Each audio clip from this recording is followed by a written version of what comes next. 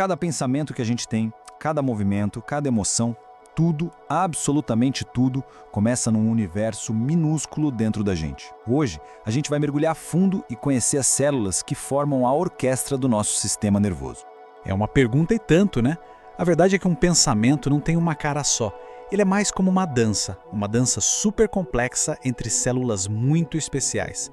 Vamos conhecer quem são esses dançarinos. Bem, o sistema nervoso é tipo o grande maestro dessa orquestra. Ele comanda tudo, recebendo informações de dentro e de fora do corpo e organizando as respostas para manter a gente funcionando. E essa é a questão-chave, né? Para entender como o sistema funciona, a gente precisa primeiro conhecer os personagens principais, os mensageiros que carregam todas essas informações para lá e para cá. E o grande protagonista da nossa história de hoje é ele, o neurônio. É a célula principal do sistema nervoso e ela foi projetada de um jeito único para uma coisa: comunicação. Olha só para isso. A estrutura de um neurônio é uma verdadeira obra de arte da biologia. Cada pedacinho dele tem uma função super específica, tudo pensado para uma comunicação rápida e eficiente. Vamos dar uma olhada mais de perto. Começando pelo soma, que é o corpo celular. Dá para pensar nele como a central de operações do neurônio. É ali que são produzidas as palavras que os neurônios usam para conversar, que são os neurotransmissores. Aí temos os dendritos. Eles são como as antenas do neurônio. Eles se espalham, cheios de receptores, para captar sinais de milhares de outras células. Estão o tempo todo ouvindo o que está rolando ao redor. E se os dendritos são os ouvidos, o axônio é a voz. É um cabo de transmissão que leva o sinal elétrico do corpo do neurônio até o seu destino final. E esse destino pode estar bem longe, às vezes a mais de 1 metro de distância. Mas o que mantém toda essa estrutura de pé?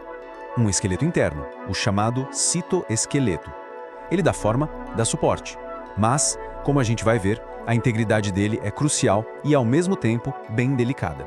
E é aqui que a gente entende o quão frágil esse sistema pode ser. No Alzheimer, uma proteína chamada tau, que funciona como os trilhos desse esqueleto, se desfaz. O resultado é catastrófico, como dá para ver na imagem. O axônio simplesmente murcha, ele colapsa. A estrada da informação fica bloqueada e a comunicação entre os neurônios para. Ver essa falha estrutural deixa claro o quanto cada neurônio é especializado. E essa especialização aparece também na forma externa deles. Não existe um modelo único de neurônio, na verdade eles vêm numa variedade enorme de formas e tamanhos, cada um adaptado para uma função. A forma de um neurônio praticamente define a função dele. Alguns, como os bipolares, são mais simples, quase uma linha direta de comunicação. Já outros, como os multipolares, com essas árvores de dendritos gigantes, são feitos para receber e processar uma quantidade absurda de informações ao mesmo tempo. Então, ok, a gente já conhece os mensageiros e viu que eles têm formas diferentes. Mas a pergunta agora é: como exatamente uma mensagem passa de um neurônio para o outro? A resposta está num lugarzinho muito especial. Esse lugar é a sinapse. E aqui vem um detalhe que eu acho sensacional. Os neurônios não se tocam de verdade. Existe sempre um espacinho mínimo entre eles, a tal da fenda sináptica. A comunicação é mais como passar um bilhete através de um vão do que um aperto de mão direto. E esse processo é uma coreografia química super elegante. Primeiro, o sinal elétrico chega na pontinha do axônio.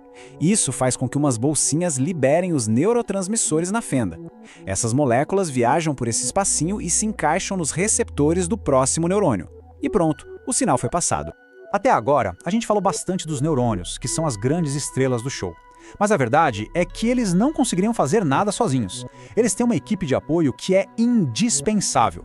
E essa equipe são as células da glia. Elas são os heróis anônimos do sistema nervoso. E olha que interessante, em número, elas superam os neurônios em quase 10:1. Elas são fundamentais para o trabalho deles. E que equipe, hein? Tem os astrócitos que dão o suporte estrutural e garantem a nutrição dos neurônios. Depois, a micróglia, que é a equipe de segurança e de limpeza, sempre patrulhando e defendendo o ambiente. E por fim, os especialistas em alta velocidade, os oligodendrócitos e as células de Schwann. O trabalho desses dois é produzir mielina. É uma capa de gordura que funciona como o isolamento de um fio elétrico, sabe? Faz o sinal correr muito, mas muito mais rápido. A diferença principal entre eles é o onde e como eles trabalham. Os oligodendrócitos ficam no sistema nervoso central, cérebro e medula, e conseguem abraçar vários axônios de uma vez. Já as células de Schwann ficam no resto do corpo, no sistema nervoso periférico, e se dedicam a um único axônio por vez.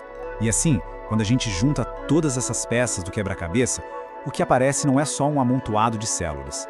É um sistema totalmente integrado, uma verdadeira orquestra. E a ideia principal é essa. O sistema nervoso funciona porque existe colaboração. Do neurônio que dispara o sinal até a célula da glia que o alimenta e protege, cada um ali é essencial para a sinfonia da nossa consciência funcionar. Isso leva a gente de volta àquela primeira pergunta.